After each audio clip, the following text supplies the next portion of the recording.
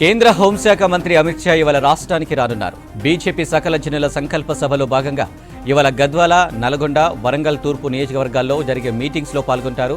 12 గంటలకు బేగంపేట ఎయిర్పోర్టుకు చేరుకోనున్నారు అమిత్ షా. అక్కడి నుంచి హెలికాప్టర్లో గద్వాలకు వెళ్లనున్నారు. మధ్యాహ్నం 2 గంటల 45 నిమిషాలకు గద్వాల నుంచి నల్గొండకు బయలుదేరనున్నారు అమిత్ షా. సాయంత్రం 4 గంటల 20 నిమిషాలకు వరంగల్ చేరుకొని అక్కడి బహిరంగ సభలో ప్రసంగిస్తారు.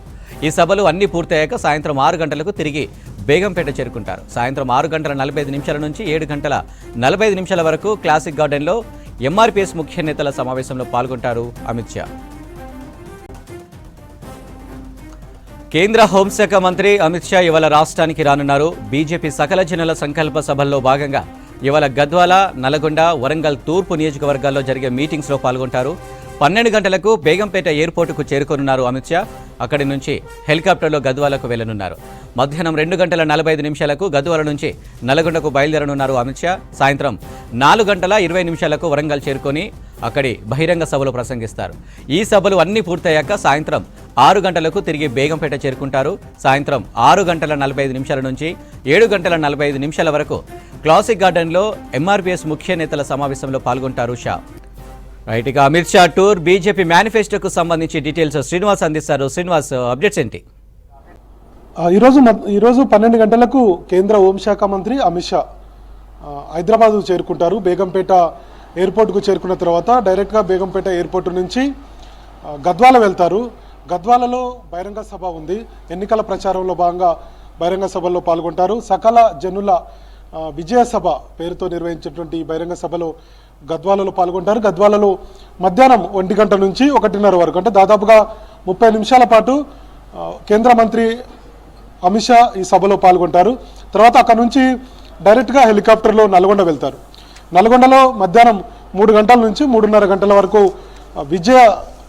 సకల జనుల విజయ సభ పేరుతో నిర్వహించేటువంటి బహిరంగ సభలో పాల్గొంటారు. నల్గొండలో అక్కడ బీజేపీ అభ్యర్థి గెలుపు కోసం ప్రచారం నిర్వహిస్తారు. ఇంకా మరోవైపు అక్కడ నుంచి మధ్యాహ్నం 3:30 నుంచి ఆ సభ అయిపోగానే అక్కడ నుంచి డైరెక్ట్గా వరంగల్ వెళ్తారు. వరంగల్లో 4:30 గంటల నుంచి 5:30 గంటల వరకు వరంగల్ తూర్పు నియోజకవర్గంలో ప్రచారంలో పాల్గొంటారు. అక్కడ సకల జనుల విజయ సభ ఏర్పాటు చేశారు. అంటే 3 సభల పేరు కూడా, అంటే గద్వాల నిర్వహించే సభ పేరు సకల జనుల విజయ సభ, అట్లనే నల్గొండలో నిర్వహించే సభ పేరు కూడా సకల జనుల విజయ సభ పేరుతో బహిరంగ సభ నిర్వహిస్తున్నారు. అట్లనే వరంగల్ తూర్పు, అక్కడ కూడా సకల జనుల విజయ సభ పేరుతోటి భారతీయ జనతా పార్టీ బహిరంగ సభ నిర్వహిస్తుంది. 3 సభలకు కేంద్ర హోంశాఖ మంత్రి బీజేపీ అగ్రనేత అటెండ్ అవుతారు. వరంగల్ తూర్పులో బహిరంగ సభ తర్వాత ఆయన డైరెక్ట్గా హెలికాప్టర్లో మళ్ళీ బేగంపేట ఎయిర్పోర్ట్కి వస్తారు. బేగంపేట ఎయిర్పోర్ట్ నుంచి డైరెక్ట్గా ఇప్పుడు నేను ఉన్నటువంటి కత్రియా హోటల్, ఇది సోమాజిగూడలో ఉన్నటువంటి కత్రియా హోటల్కు చేరుకుంటారు.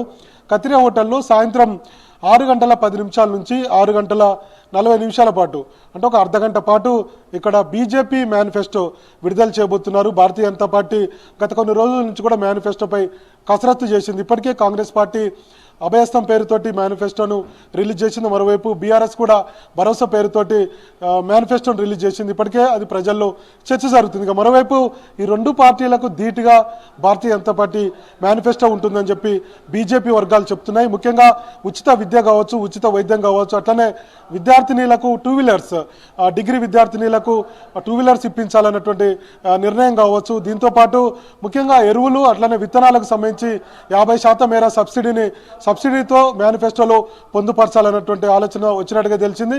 దీంతోపాటు చాలా కార్యక్రమాలు ఉన్నాయని భారతీయ జనతా పార్టీ నేతలు చెప్తున్నారు. తర్వాత దీనికి ఒక పేరు కూడా ఖరారు చేసినట్టుగా తెలిసింది. సరే, మరి చూడాలి ఎలాంటి పేరు పెట్టారనేది. గతంలో ఇంద్రధనుస్సును పేరు పరిశీలించారు, తర్వాత దశాదిశ పేరును పరిశీలించారు. ఫైనల్గా దశాదిశ పేరు ఖరారైనట్టుగా తెలిసింది. ఈ పేరుతోటే ఈరోజు మేనిఫెస్టోను భారతీయ జనతా పార్టీ విడుదల చేయబోతున్నట్టుగా చెప్తున్నారు.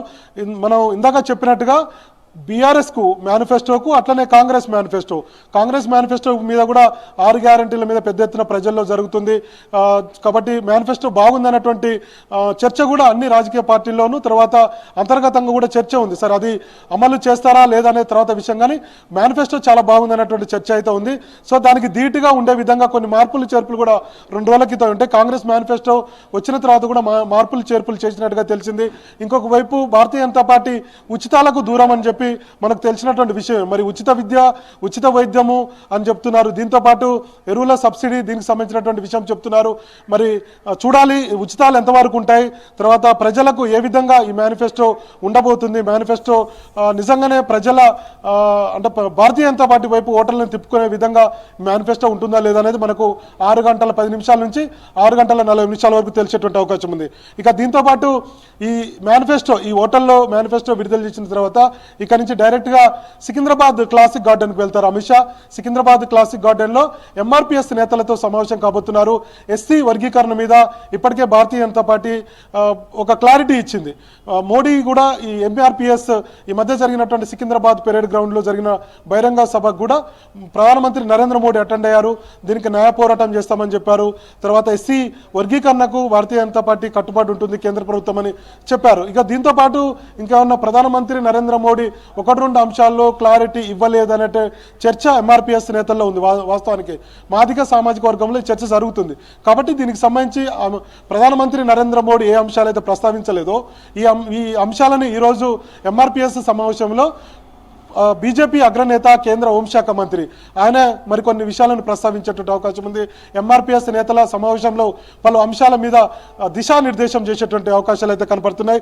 ఇది 6 గంటల 45 నిమిషాల నుంచి 7 గంటల 45 నిమిషాల వరకు, అంటే గంట పాటు ఎంఆర్పిఎస్ నేతలతో సమావేశం అవుతారు. ఈ ఎంఆర్పిఎస్ నేతల సమావేశంలో ఆంధ్రప్రదేశ్కు సంబంధించినటువంటి ఎంఆర్పిఎస్ నేతలు కూడా అటెండ్ అవుతున్నారు. సో వీళ్ళందరూ కూడా త్వరలోనే భారతీయ జనతా పార్టీకి, అంటే ఇప్పుడు జరిగేటువంటి ఎన్నికల్లో భారతీయ జనతా పార్టీకి మండలాల వారీగా, నియోజకవర్గాల వారీగా పెద్ద ఎత్తున ప్రచారం నిర్వహించబోతున్నట్టుగా తెలిసింది.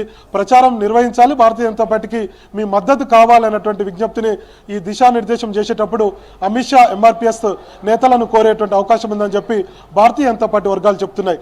కాబట్టి ఇందాక బీసీ సీఎం అంశం కావచ్చు, అట్లనే ఇటు ఎస్సీలకు సంబంధించినటువంటి అంశం కావచ్చు, మొత్తానికి ఇటు బీసీలు ఉన్నటువంటి రాష్ట్రంలో 56% పైగా ఉన్నారు.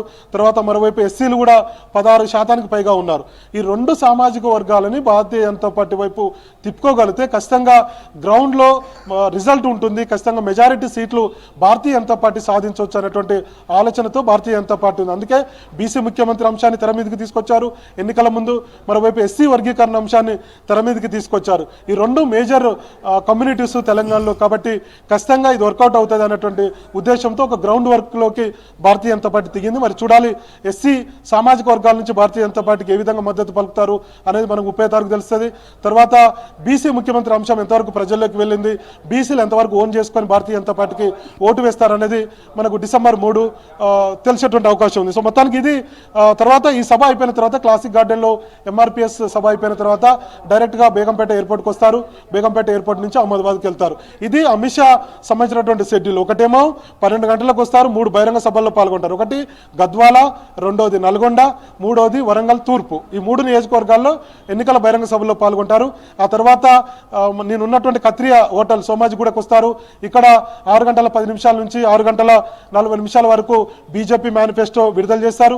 ఇక్కడ నుంచి డైరెక్ట్గా సికింద్రాబాద్ ఉన్నటువంటి జేబీఎస్ దగ్గర ఉన్నటువంటి క్లాసిక్ గార్డెన్కి వెళ్తారు. అక్కడ ఎంఆర్పిఎస్ నేతలతో సమావేశమవుతారు. మందకృష్ణ మాదిగ కూడా ఈ సమావేశాలు ఉంటారు. బీజేపీకి మద్దతు ఇవ్వని చెప్పి కోరుతారు. ఇది మొత్తానికి అమిత్ షా షెడ్యూల్కి సంబంధించినటువంటి తాజా అప్డేట్స్. Thank you Srinivas.